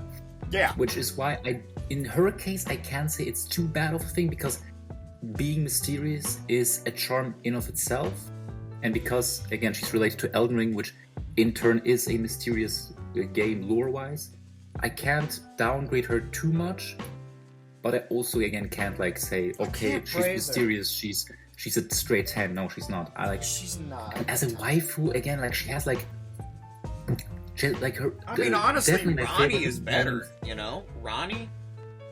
Definitely, but then again, Ronnie also has a lot more substance to her. Yeah, like Melina, exactly. The one moment I'm really fond of in regards of Melina is the secret cutscene to the Frenzied Flame ending. Like that whole scene is top. I love that scene. Yeah, I've watched it like 5 because it sort of gives you some like it gives you something to work with, but gives you more questions. Exactly, which is also something I like, but that's not what we're talking about right now. Exactly. See, I'm giving her a 5. Melina as a waifu is even like, I don't even understand how you could speak of her as a waifu without just going by appearance, because you just don't have much to go with. I agree. I mean, like, she's pretty hot. I can give her a 5 as a waifu. Yeah, but as a waifu, I wouldn't rank her highly at all. Maybe like a 4, 5 max. Yeah, because there just isn't much more to go with. Like, if say she was more predominant, such as the Maiden in Black, she could be a 7. She could be, but I mean that's just because of the role of like whatever Maiden you have in a FromSoft game. They don't do much more than aid you in an ending, help you level up, shit like that. That's about where it ends with them, and like they're always just so elusive within like the context of like the lore, especially like the Firekeepers and all that, like how in Dark Souls 3 the Firekeeper loses her eyes and shit like that. And then you find her eyeballs, like, in a completely different universe where she has no business being. Like, how the fuck they got there behind, like, 3 different illusion walls is beyond me. It's just the appeal of them, you question them, and, thank God they're all really hot, just thank God for that. But, 5 at max, and if she was as more present as other ones, she could have been a 7, but she's not. I'm capping her at the 5, yo. That's me. Yeah, let's do a 5. Yeah, let's keep her at the 5. And then, okay, so again, disclaimer, we're not hating on Melina, we just have nothing to work with on a waifu ranking basis. I agree. Anyways, this next one is no better. It's another Elden Ring character, Millennia, the Blade of Mikola. What sick fuck? Yeah, this guy's gotta be very masochistic, Extreme masochistic. I know a good bit about her lore. Like, I think pretty much all that is needed to know. I don't have like theories or anything above that. Just like the basic fact of she was born like this from these parents. During the Shattering, went and fought Radahn, got carried back, has all this thing with her brother, Mikola. God, I mean, masochistic and horny because of her second phase being naked. I mean... True. I don't know. Like, as a waifu, I would just say straight up, like, no. That's a 1. Like, that's a 3 1 max. 3 is generous. That's a 1 for me. Oh well, let's settle on a 2 then. Yeah, let's settle on a 2. Cool. Her lore is cool, but character-wise, she has nothing to offer apart from like, "Hey, I have never known defeat," which cool line, and she can like. Yeah, she's a cool character, like a really cool boss. Not a waifu. She's a cool boss. There's a difference, Yeah. That's where I'm gonna cut that. Yeah, let's meet together at the 2. I think the person who submitted her doesn't realize that just because someone's a woman, it doesn't mean she's also necessarily waifu material. I gotta agree.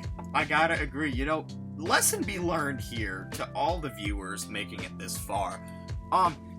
Being a cool boss and being a woman is not waifu material. I don't care if she became naked in the second phase. I don't care. That's it. Okay, you know, let's say suppose that in whatever DLC, because there's definitely going to be DLC. Okay, suppose that in some DLC it has to do with Mikola and we learn more about Millennia. So what? So what? I doubt there's going to be much to that, you know? She's not going to be an NPC to you. She's a boss. You know, it's not going to be like Slave Knight Gale. You know, it's just that. She's a boss, and we kill her. Because we can. Because we're just Sigma man. Exactly. You have to go so out of your way to find her. Like, she is the most out of the, like, sidey of the most side quest. It's not even a side quest, even. It's just like, do you want to do that? Sure. Do you not want to discover another 25% of the map? Fine. You know, because, like, that's the payoff right there. It's like, you know, activating the Grand Lift and then crossing that horrible snowfield where everything wants to kill you, and then going to the town and lighting up all that, and then going down this big tree with giant ants and snowmen, and then going into pools of scarlet... I mean, it's just... masochism at its finest. That is not a waifu! I absolutely agree with you. Yeah, let's settle on that too. Really cool lore, amazing boss. Just die if whoever submitted that. Just leave me alone. Okay? Yeah, we're giving her a 2. Alright, so now we're coming up on the last person in the list, the final submission. We got Faye Valentine from Cowboy Bebop. I'm gonna let Bias speak. I'm letting Bias speak for me. I haven't seen Cowboy Bebop, but I do know, like, I know what she looks like. I'm gonna let my Bias speak on that. That's a 10. That's a 10. No way around it. No way around it. Alright, 10 it is. Yeah. I know nothing about it. No way around that. Faye is awesome. Cowboy Bebop is phenomenal. By the way, we're gonna talk about some Cowboy Bebop later. Yeah, we're gonna discuss that in very, very soon. Okay, but yeah, just without a doubt, Faye is a 10. There's just no questioning on that. I won't let there be any questioning on that. I am biased, and I fully admit that. I will not elaborate, and that concludes the waifu tier list. There we go. Okay, so I'm gonna probably have, like, right now on the screen is gonna be like the final product. We got all of our tiers, all of our ducks in a row. We got our out of bounds. That's about where we're getting with this waifu tier list. Thank God we actually finally did that, because we've been tossing this idea up for a long time now, haven't we? Yeah, definitely. It has been something. I can't even recall when it was first mentioned. I don't even know if it was you or I. I think it might have been someone else that we were talking to in another discussion, perhaps. Like, maybe in the server at some point is when that was tossed around. I'm having a hard time deciding. But there we go. The definitive Kerb's Anime Battles waifu tier list has finally come to fruition. Let's fucking go. That's awesome. That's awesome. Yes, sir. I love that. Alright, let's move on to our next topic that we've got going on here. Let's talk about some more Elden Ring, okay? Elden Ring. Now, this has been a hot topic. This has been the game that everyone's been playing. This has been the fastest, most successful growing FromSoft game to date. I gotta say, I'm happy about it. You know, this was, like, I think you said this was your first FromSoft game, wasn't it, Aaron? Yeah, my first one. And what did you think about it? I mean, I'm not sure if it's my favorite game of all time now, but it is a very, very, very safe second at the very least. Oh, really? And a close second, yeah. Really? What would top that? Before that, it was Breath of the Wild. No fucking way. And I believe I think I told you that a while ago, and it was Breath of the Wild for like years on end now, but now it's just like, because I'm a sucker for lore, and because Elden Ring, I mean, not just lore, but just I know, like, the way FromSoft builds their worlds, like the way you, like, walk into Stormhill Castle for the first time, the way it looks, the music, the scenery, just the atmosphere in general. it's the boss designs, the voice acting. Oh, that shit is, Absolutely. that was godly. I gotta agree. Like, I've been a very, very long time FromSoft fan. Okay, I've played every game. I've beat them all. I definitely love some more than others. Without a doubt. Like Dark Souls 2, I can't fucking stand that game. It's got a very niche cult following behind it of people who say that that's their favorite FromSoft game. They're typically shunned and bullied for that, having that opinion. Really, they brought it on themselves. Elden Ring, though, that is such a hot topic within the FromSoft community, without a doubt, because it's like people will say that it is their favorite FromSoft game, and there's like this sort of stigma behind it as, oh, well, it must be your first. But hey, here comes me, who's played them all, and I gotta say, that's easily within. I mean, like, my favorite FromSoft game before that was Dark Souls 3. And I say it's greater than or equal to Dark Souls 3, Elden Ring, okay? It's up there, and if you put the gun to my head, I'm putting it above. And I loved it. Like you said, everything was great. Just walking into these places for the first time, it's truly something special. It is the game this year. And I safely say it deserves to be Game of the Year. I don't care what else comes out. I mean, God of War is going to be coming out with a new game, and I don't care. This is the game. This is it for this year. I believe that's solely the Game of the Year. I don't know what you think. Do you agree with that? I think I'm with you on this one, yeah. Yeah. It's something special. I mean, like, they've really got this formula. FromSoft has this formula. They've really got it down pat.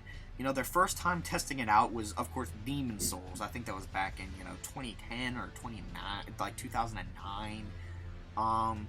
That was their first try at it, because I think beforehand they were making really obscure RPG games, and before Hidetaka Miyazaki came into control, and this was pretty much his vision. Demon Souls was great, but again, had its own little cult following. It wasn't really anything big out here in the West, nor was it really all that big in the East. Dark Souls was the one that got it all started. Everybody's heard of Dark Souls because, it's hard. And you know what?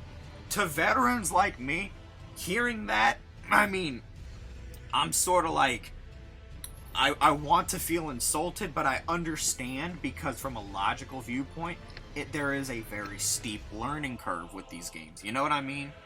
There's a big learning curve right there. And I understand that. Now, is it hard because of it? It depends on what you think is hard. Some people pick it up right away and, start kicking ass. Like my brother, who is 8, like, he was destroying shit in Elden Ring. Like, he's beaten the game already. He's only 8. Okay? So Damn, that's impressive.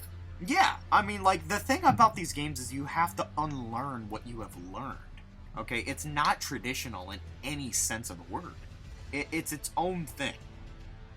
The genre is revolutionary, okay? And it spawned, from its success alone, it spawned countless copycats and shit like that. Like, you can find hundreds of, like, Dark Souls clone-esque copy games. And a thing that gets under the skin of a lot of people who like these games is whenever something comes out that's hard, they'll be like, oh, this is the Dark Souls of this genre. And you really just can't compare. I don't think that's a fair comparison when people say that. It's not, because Dark Souls really set its own genre, and it set its own reputation. You can't really just slap that label on anything. Especially now with Elden Ring, with it becoming a lot more popular, a lot of that just seems to have died down, because a lot more people who are getting into it seem to understand this is something different. It's something special. Okay? It is. And Elden Ring, I mean, I loved it. Like, the team up with Miyazaki and George R.R. Martin really took me back when it was first revealed. I was like, no shit. Now, how are you gonna do that? I wondered. And it really worked out. Now, again, I don't know how much of it was Martin. I don't know how much of it was Miyazaki. But I don't care, because whatever the product was, it was phenomenal. And I can't wait to see, like, what they are gonna do next, because definitely, without a doubt, they're gonna have some DLC. Like, have you seen, like, some of the DLC speculations that have been flying around you? I haven't, but as long as I get like, uh, I'm sure there's also other stuff they could elaborate on. But I think really the main two things I would want to see elaboration on are the two, I guess, secret endings: the Rani ending and the Frenzied Flame ending, because those two are the ones that, well, technically all endings are open, context-wise. They leave open, or they're open-ended. But those two are just like, there's so much more mystery behind those two that I just, not just me, but I'm sure everyone just we want more context. Like, what happens next? Especially the one with like where like Melina straight up like tells you like, I'm hunting your ass, and just opens her eyes like blue. It's like, oh, so what is that mark? Like you drop that shit like at the very end, and then you don't elaborate on that. Nah, they gotta do a DLC about that. I agree. It's something. It's awesome. So here's what I've been keeping up with pretty much anything that I can see as far as updates go. Okay, I've seen some speculation, and I've seen some people do some, like code digging, like some data mining, and I've seen some out of bounds shit. Are you familiar with like those coliseums that you can find around the map? Yeah, I always wondered what were those about? Okay, like, so people have like, you need the half. Like, where's the other half? Yes. So about that, there's people who do like some out of bounds, like some boundary break type of shit, and have gone. The entire interior and everything about these coliseums is fully detailed inside. Everything is fully modeled. It's ready to go. It's interesting. I mean, without a doubt, this points nothing towards anything except like future content within this game. Okay. Furthermore, there's ideas that have you fought Moog, the Lord of Blood? You mean Mochwin? That was Lord of Blood. Moch, that's the guy in the shunning grounds and under the capital. Actually, there's his shard bearer form that you can fight elsewhere underground. Exactly. Like no, yeah, exactly. That's the confusing part. There's Moch. Yeah, there's it's called like Moch the Fell Omen. That's the one under the capital, and then there's Mochwin, Lord of Blood, in the Mochwin Mausoleum or whatever it's called. Okay, so the one that you're talking about is the one that's I think you're referring to the one where you have to go there to achieve the Frenzied Flame ending. Yeah, I know. Yeah, and then the other one is a shard bearer who he's with Mikola. Yes. So the one with Mikola, the Lord of Blood variant, he when you kill him, there's just the cocoon with Mikola just there.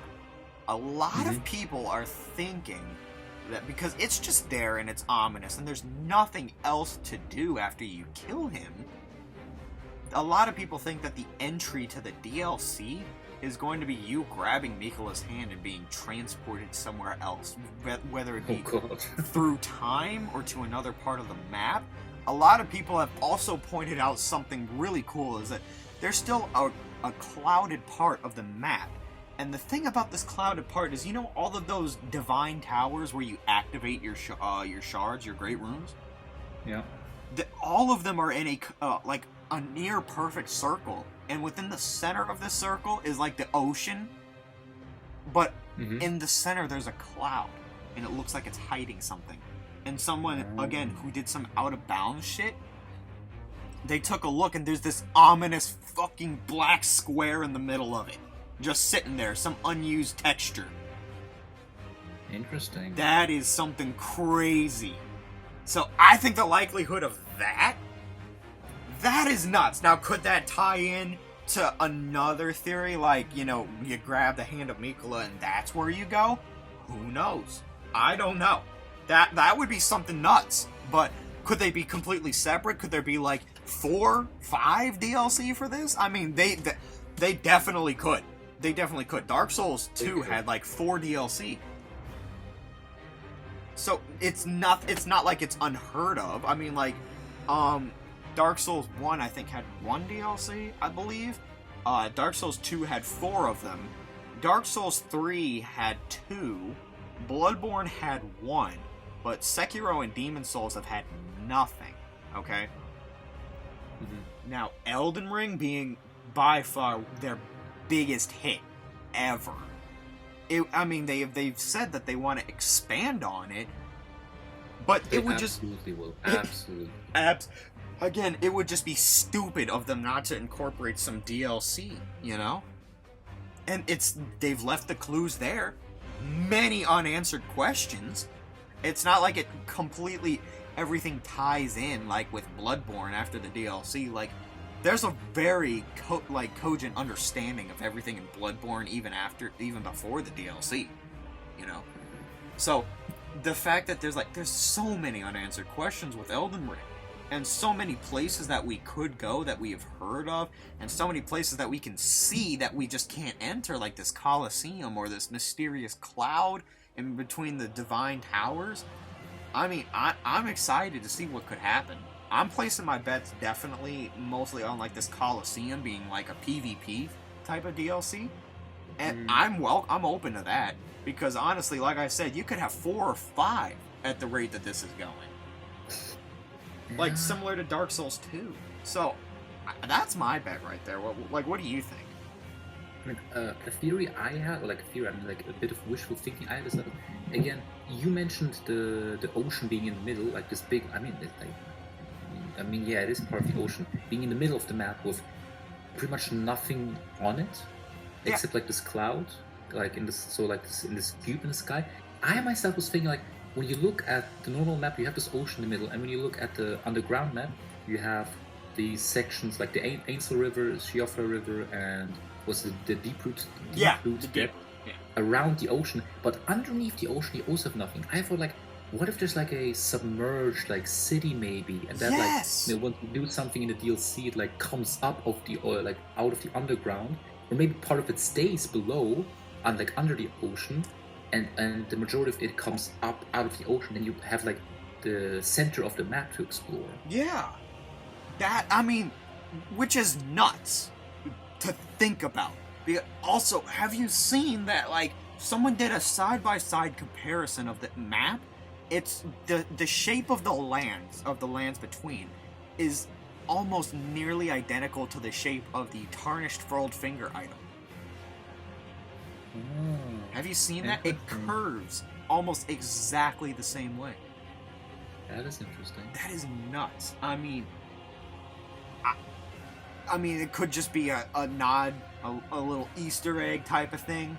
It could mean something else. There's a very prevalent theme of like the use of fingers and grafting in Elden Ring. Yeah, definitely. So I don't know. They're definitely, without a doubt, not over. This is not over. Yeah, I mean, we could talk about talking about potential DLC con for Elden Ring for just hours straight, because there's so much they could work with. Absolutely. The only one last thing I want to touch upon is, which you probably also heard of, is that you have the Erdtree, right, in the capital. Yes. And you have it like also on the map. Yeah. But then in the underground map where you have the Deep Root depths, you have this massive tree trunk that's like also like there. Yeah. Maybe you remember it? That's where Fia is, I think, right? Yeah, exactly. Well, like close to that. I think like a bit southwest is this tree trunk, which is just there. Like you can't access it; it's just there on the map. But when you like compare it to the underground map where that tree trunk is and the surface one with the Erdtree, the trunks don't add up. Like they're close to each other, but they don't add up. So some people have been thinking like, is this Erdtree we were having in Elden Ring not the first one? Was there a one before? Possibly. It could. I mean, they're saying like the first type of tree there was like that was Mikola's Halig tree. And yeah, true. It sort of died. It sort of did die away. After the Erdtree became prevalent, after the star fell from the sky and the Elden Ring came to the lands between. But again, I mean, that route that you're talking about, you said it's southwest of it? Of where Fia is. It's a bit south, yeah. See that? It wouldn't make sense for it to be the Halig tree, because the Halig tree. It is definitely not where the Halig tree is, because this Deep Root depths is like. I'm trying to remember where it is. It's kind of below the capital, a bit like west, I think, but it's definitely not up there where the Halig tree is. It's not the same tree. Right. Definitely not. Okay. Wow, that is an interesting find. I didn't even know about that. That's fucking weird. Wow. Dude, that, like, again, the mystery, the feeling I'm getting right now is just, it's so cool. Okay, one last thing. I want to know, like, maybe even not if it's content in the DLC, but if it's like elaborated on. I want to know what exactly the fuck happened to, what was it? Who was the gold one? Godwin. Godwin the Golden, because his body is where Fear is, right? Yes. It's like this ugly ass fucking, I don't even know how to describe it. I want to know what happened to him, because there is no way this motherfucker looked like that when he was alive. Not at all. Because, and then also the second exact, like the face that looks the exact same as Godwin's below Stormvale Castle. Exactly. Like, I want to know what the fuck is up with that, and like this whole Prince of Death. Like, I just want to know more about that too. Assassinated by this mysterious group, like I think the Night Black Cavalry. Knives, yeah. Because in the introduction scene, like when you load up the game for the first time, or like when you start the game for the first time, and you have the narrator talking, and he comes to the part where like Godwin the Golden was like assassinated, etc. You have the scene where there's like where's the assassins, they're holding like a normal man, but not like some, I don't know how tall that thing is, like down at deep root depths, with like, I don't know, like it has like a fish tail. Like, what is that? Oh, you're right. And then that fishtail is like, does that tie into a potential underground city, like an Atlantis below the ocean? You're I don't know. right. I mean, how did huge thing even get down there? No idea. I don't know. Like, again, we could talk about this for hours and hours, but we got other stuff to talk about. The only thing we can do is wait. And wait and see. Yeah, exactly. Well, there's Elden Ring for you. We had to cover that. It's been one of the biggest topics of gaming and media this year. I mean, seriously, there was no way we couldn't cover that, and it's a good thing both of us have played it. So there we go. We've got Elden Ring out the way. Definitely 10 out of 10. Loving it. Now, let's get on to the trek of the final things that we're going to be talking about, okay? And we're going to wrap this up with my page, the Kerb's Anime Battles Instagram page. So, I understand a lot of people think that I may have quit. I've been hearing that, but the truth is, that's far from it. I've not quit, and I've been scheming, okay? I've been scheming. I've been doing a lot of thinking, and I've been working behind the scenes to plan out a lot of future cool shit, interacting with new people, getting, like, you know, working with people on shit. And I have some two really cool projects that I've been thinking about, okay? So, maybe if anyone has known me for a good long time, back in, I believe it was July of 2022, I had these things on my page in my first event. I had sneak peeks, okay? And one of these sneak peeks stood out to a lot of people, and I've been teasing it periodically, a lot. I periodically and a lot, but like it's been a long time, and I've had this battle. There's been this battle that I've been thinking about for maybe about as long as I've had the page started. It's been this one battle that I've been telling everybody I'm going to do. I just didn't know when I was going to do it. I was originally thinking I could do it as like my 420th post as like a little celebration / joke, you know? So that's like the 420 right there. You know, that's always a big landmark as my 420th post. I've done stuff like that before, like my 69th post. I had a special message in there. It was my post of, I believe it was Entity versus Cosmic Armor Superman. That was my OC from back in the day that I made just to be ridiculously, stupidly overpowered. But as a really neat celebration to show y'all just how far I've come and just how willing I've been wanting to grow as this page, make this really cool, I've actually been teaming up with an animator. I'm trying to get my very first animated feature out on the page, because as far as I'm aware, I have not seen anybody else in this battle community do anything like this. So I'm trying to bring this to Instagram. It's all over YouTube. A lot of people who animate can do these things on YouTube, but I'm bringing a really, really cool matchup to Kerb's Anime Battles. The first ever fully animated feature. Okay? Now check this shit out. Then check this out. このジョルノ・ジョバーナには夢がある。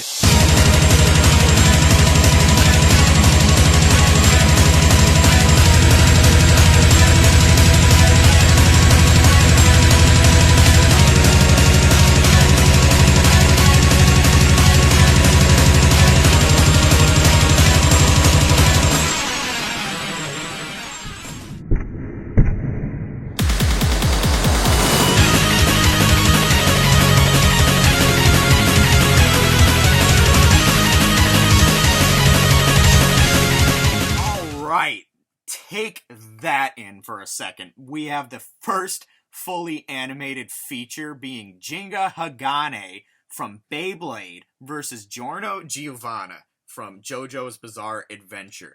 Now, my animator and I have been working tirelessly to try to make sure this shit is dope. So we're trying to get this slated for soon as a release, as late as maybe October. As late as that, possibly earlier. He's saying that he wants to give more effort into it, so we could be expecting this real soon. I don't know. Aaron, how are you feeling about this animated feature? I'm excited. The only thing I've seen were screenshots. I haven't seen any animation parts. Yeah. So, and I think I want to stay like this, where I maybe like see a few screenshots, but I don't want to see anything animated because I want to keep it as a present for when it releases. Absolutely. And I want to just take it all in. I can definitely help you out with that. I've shown you all that you should need to see from this point on, but there you go. That is more than enough. If you say that, then it's more than enough. A full-on trailer for this shit. Of course, I've loved doing these trailers for you guys because I love having fun with it, and it adds a little spice to my already, like, my iconic preview slide that I've got going on. I've definitely always been thinking about making an animated feature for my page. I've always been wanting to do that. However, I just didn't know how to get into contact with someone like that. But I reached out on my story many times. I asked y'all, do you guys know anyone who can animate that would be willing to animate something roughly this long? I can work with them on a budget. It doesn't matter. I just want to see this done. And I met somebody, we've hit it off, we're really, really good friends right now. We consider ourselves brothers at this point. We've been working day in and day out, even during the worst times of our lives, to try to make this possible. So it will be coming this year, and I'm so excited to show you guys just who will win between the overpowered kids pro tag and one of the most overpowered JoJo characters that everybody knows. I mean, everybody knows just how powerful Giorno is, so can he stand up against another pro tag with MC power? Let's see. We'll see. We'll see, okay? I'm definitely going to look forward to the stats post. I'm not sure how I'm going to be able to format that on the page, but look forward to that, because it's going to be something awesome. And, you know, Aaron, who's been there since, again, day one, has seen a lot of people say, I mean, you might have seen in the comments, imagine if this dude could animate battles. Haven't you seen comments like that? I did, yeah, I did. In fact, that's where I got the idea from. I was like, enough people were talking about it, and I was like, maybe I could. If I got my bread up and was able to pay somebody, I think I definitely could do that. So now it's definitely happening. It confirmed right here. Jinga vs. Giorno will be coming this year as my first fully animated feature. So you guys have that to look forward to, but also I have a bonus feature for you. Something beyond the scope of animation. I have something that Aaron barely even knows about at this point. And I have something else very, very special to show you guys. Okay, so this is, again, the double feature right here. I'm really excited to show this one off because I've been wanting to, you know, make this grand comeback something special, give y'all something to work with here. So here we go. I'm about to show you guys another really big project that I've been really looking forward to. Check this one out.